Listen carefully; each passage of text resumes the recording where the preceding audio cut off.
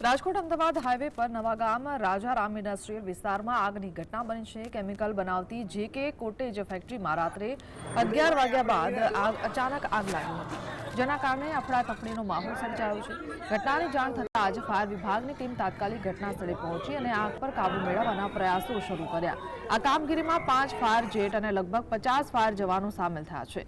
પોલીસે આખા વિસ્તારને કોર્ડન કરી દીધો છે અને આજુબાજુની ફેક્ટરીઓ ખાલી કરાવી છે। આજુબાજુના કારખાનાઓના મજૂરોએ જણાવ્યું છે કે જો ફાયર વિભાગ સમયસર ન પહોંચ્યું હોત તો આગ નજીકના પ્લાસ્ટિક અને કાગળના પૂઠાના કારખાનાઓમાં પણ ફેલાઈ શકી હોત। જેકે કોટેજ ફેક્ટરીના પહેલા માળે આગ પર કાબુ મેળવી લેવાયો છે, પરંતુ ઉપરના ભાગમાં રાખેલા કેમિકલના બેરલ હજુ સળગી રહ્યા છે। અંદાજે સાંજે 4 વાગ્યા સુધીમાં આગ પર સંપૂર્ણ કાબુ મેળવી લેવાશે તેવી શક્યતા છે। હજુ આગનું ચોક્કસ કારણ સામે આવ્યું નથી।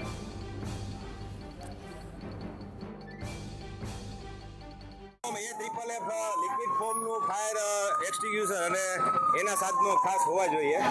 જે હવે આ આગ બુઝાઈ ગયા પછી અમે લોકોની તપાસ કરવામાં આવશે।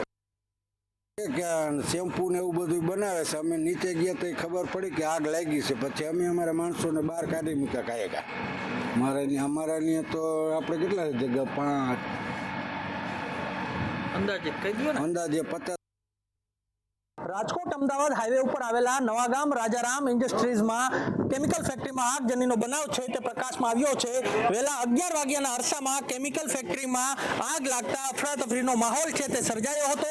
તાત્કાલિક ધોરણે સ્થાનિકોએ ફાયર વિભાગના જવાનોને જાણ કરવામાં આવતા 5 જેટલા ફાયર ફાઈટરો છે તે ઘટના સ્થળ ઉપર પહોંચ્યા છે અને તાત્કાલિક ધોરણે આગ પર કાબુ મેળવવાનો પ્રયાસ છે તે કરવામાં આવે છે, પરંતુ હજુ સુધી આગ પર કાબુ મેળવાયો નથી। જે પ્રમાણે હું આપને દ્રશ્યો દેખાડવા માંગીશ કે ફાયર વિભાગના જવાનો છે તે કામગીરી કરી રહ્યા છે, તો બીજી તરફ કેમિકલ ફેક્ટરીનો જે નીચેનો માળ છે તેના ઉપર આગ પર કાબુ મેળવી લેવામાં આવ્યો છે, પરંતુ જે છત ઉપર રાખેલા બેરલ છે તેમાં કેમિકલ છે તેના ઉપર હજુ સુધી આગ પર કાબુ મેળવાયો નથી। તેના ઉપર જે કેમિકલ ફોરમ છે તે ચલાવીને આગ પર કાબુ મેળવવાનો પ્રયાસ છે તે કરવામાં આવી રહ્યો છે।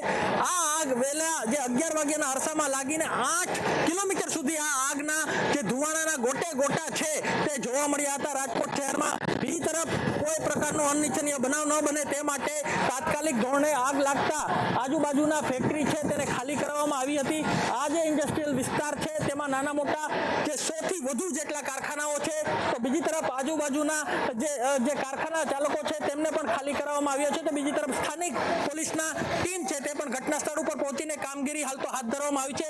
ત્યારે સાંજે 4 થી 5 વાગ્યાના અરસામાં આગ પર કાબુ મેળવાશે તેવો અંદાજ છે તે લગાવવામાં આવી રહ્યો છે। તો બીજી તરફ કયા કારણોસર આગ લાગી તે હજુ સુધી જાણી શકાયું નથી।